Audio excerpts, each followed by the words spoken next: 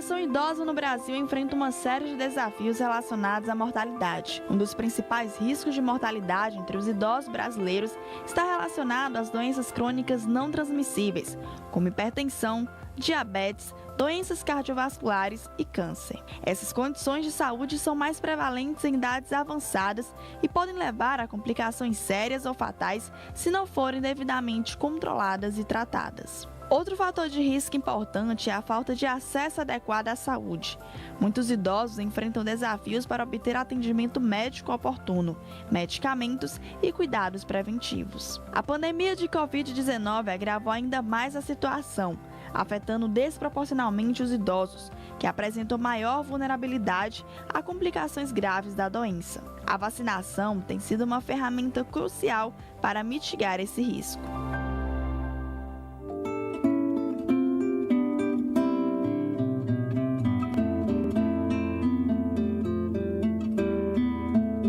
Doutora Angélica já está conosco aqui. Muito obrigado, doutora, pela sua presença. Pode usar o microfone.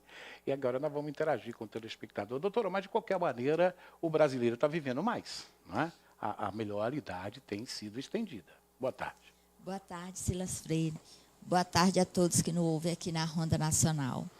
Então, isso é uma verdade, né? O censo de 2022 colocou que a expectativa de vida do brasileiro está em 77 anos. Então, estamos vivendo mais. Graças à questão médica, né, de ter melhorado os insumos médicos, o acesso da população à rede de saúde e também as questões sanitárias, né? Haja visto que em 1940 a expectativa de vida era de 45 anos, né? Então, hoje a gente tem um acesso a isso, né? E até a curva de mortalidade alterou, porque se morria antes de doenças infectos contagiosas, né? E hoje a gente tem um perfil de mortalidade de doenças cardiovasculares. É o primeiro no ranking da mortalidade do brasileiro. Nós temos um grande problema que é a hipertensão arterial, doutora. A maioria dos brasileiros, eles geralmente, quando chegam a certa idade, eles passam a ser hipertensos. Isso é hereditário, são os hábitos, o que pode se... É uma doença que você pode conviver com ela anos, mas é um agravante a partir dali, né? O principal ponto que eu vejo na hipertensão é que muitos casos o paciente é hipertenso e é assintomático. Não sabe. Não sabe. Puxa. Então, é preciso essa busca ativa, que é ir num posto de saúde, numa consulta médica de rotina e checar sua pressão, desculpa. Então, assim, como muitos casos são assintomáticos, se você não fizer essa busca ativa, não se descobre. É por isso que até nas taxas de mortalidade, os homens morrem mais do que as mulheres. Por quê? Por causa dessa questão também de se cuidar mais, de ter essa busca ativa, de procurar ir no médico, se tem algum sintoma, checa, de fazer os seus exames de rotina, né? A mulher, desde quando inicia a sua vida sexual, ela já começa a ter uma rotina de ir ao ginecologista, né? Então, já começa muito cedo essa visita e essa busca pela saúde. Hoje nós temos o problema, por exemplo, de aferir a pressão arterial. A gente tem aí o programa de saúde da família, que foi realmente um fenômeno, mas que às vezes não alcança. É importante aferir essa pressão arterial, até para fazer essa busca ativa? Exato. É a aferição da pressão arterial que faz o diagnóstico da hipertensão. E o Brasil, ele tem o SUS, que é um programa de Sistema Único de Saúde, que na rede básica oferta as principais medicações de forma gratuita para o indivíduo fazer o seu tratamento. Então, assim, o outro fator importante, além da questão do diagnóstico, que muitos pacientes são assintomáticos ou têm poucos sintomas, tem também a questão de tomar a medicação certinha, né? de fazer a medicação de forma adequada. Então, o médico prescreve para tomar de 12 em 12 horas, toma uma vez por dia. Ou prescreve para tomar um único comprimido por dia. Ah, minha pressão está normal hoje, eu não tomo. Não vou tomar. Então, assim, a pressão, se você toma um comprimido por dia, se está prescrito dessa forma, é que aquela medicação ela tem ação de 24 horas. Isso. Então, você tomou hoje, a pressão está ok. Se amanhã você deixa de tomar, Ela vai voltar. ela vai subir. E aí, o que acontece? Existem inúmeros fatores que podem contribuir para você deixar de ser hipertenso, né? Então, assim, o brasileiro, o Brasil é um dos países que tem a maior ingesta de sal. Então, se começa a reduzir a ingesta de sal, isso vai afetar a sua pressão e você pode deixar de ser hipertenso, pode deixar de ter a necessidade de tomar medicação. Se você faz uma atividade física regular, se tem estudos que mostram que a atividade física regular, ela também ajuda no controle pressórico, o controle do peso. Então, são N fatores que, se você começar a se atentar para isso, você consegue fazer o controle não farmacológico da hipertensão, ou seja, sem o uso de medicação. E eu costumo dizer que é melhor ter uma doença que tem um comprimido que resolva do que uma doença que não tem comprimido para se tomar, né? Agora, nós temos um outro problema, que é a queda dos idosos, não é?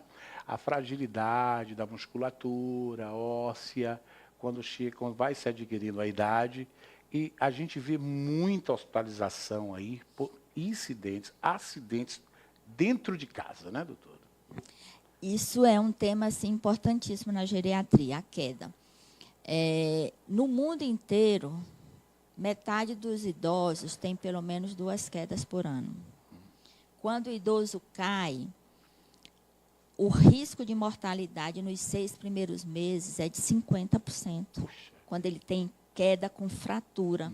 2% das quedas ocorre fratura de quadril. Então, assim, olha como esses pacientes que têm esse tipo de fratura, a mortalidade em 6 meses é 50%. É uma taxa elevada.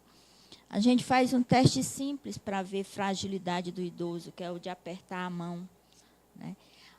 O outro teste é o Get Up and Go, que é você pede para o idoso levantar. Se eu estou numa cadeira que eu não tenho apoio, levanta e ele anda 3 metros, a gente avalia o tempo. Então, é um teste simples para fazer avaliar a fragilidade, a gente vê o risco que esse paciente tem de cair. Então, assim, a queda é uma causa importante de mortalidade no idoso, pode gerar cirurgias, especialmente as quedas que têm fratura de membros inferiores, pode levar a cirurgia, que aumenta o risco de morbimortalidade, né? O paciente pode ter infecção, ele pode ter sangramentos importantes, ele pode ficar imobilizado mais tempo, e daí vem a questão das pneumonias. Então, assim, o paciente pode cair hoje, o idoso cai, vamos dizer que ele caiu em julho. Foi não. Em setembro, ele teve uma pneumonia, porque ele não conseguiu mais voltar à sua funcionalidade, não conseguiu mais andar, e ele ficou acamado. E, por conta disso, ele terminou acumulando secreção, teve uma pneumonia e foi a óbito. O que fez esse desenrolar desse quadro, o risco maior dele ter tido essa pneumonia, foi a queda. Foi a queda. Porque tirou a mobilidade dele. Exatamente. Coisa, né? Agora, os cuidados, só para finalizar, doutor, os cuidados que nós devemos tomar e podemos tomar. Quem tiver condições de ter algo antiderrapante, quem tiver condições de estar presente ali, porque a queda é um caminho para o óbito. Né? Exatamente. Existem 2 fatores importantes para a queda. Os fatores intrínsecos, que é do próprio indivíduo, e os fatores extrínsecos. Isso. O marcador, o biomarcador do envelhecimento, isso assim tem inúmeros estudos já mostrando isso, é a perda de massa muscular. Então, o que gera equilíbrio e funcionalidade? É o idoso manter sua massa muscular. Como é que a gente mantém massa muscular? Não existe uma cápsula para isso. É atividade física. Ah, mas eu não gosto de fazer musculação. Eu costumo falar que assim, você gosta de fazer atividade física, ir para academia? Não. Mas chega uma certa idade Tem que fazer. que assim não é o que eu gosto, é o que eu preciso, né? Daqui a poucos anos eu vou me tornar uma sexagenária. Pois não. Então, eu já tenho que me preparar para isso. Então, como é que eu me preparo para chegar numa melhor idade? Bem, atividade física é um parâmetro fundamental. Tem que fazer, não tem jeito. Musculação, atividade que trabalha com seus músculos, que leva à hipertrofia muscular. Isso é fundamental. Então, tem que trabalhar isso, é lógico que é associado à saúde, a um bem-estar físico, mental, emocional e social, né? Pois não. Alimentação e tudo. Mas isso é importante para diminuir o risco de quedas. E os fatores extrínsecos? O meio ambiente, né? Um piso antiderrapante, casa de idoso não pode ser cheio de móveis no meio da sala do quarto. É verdade, é. Tapete, né? O uso de sapatos adequados, né? Sapatos antiderrapantes, tênis. Então, assim, a luminosidade, oftalmologista uma vez no ano para ver como é que está a visão, ver a questão de tonturas, né? Às vezes tem uma labirintite. Às vezes tem.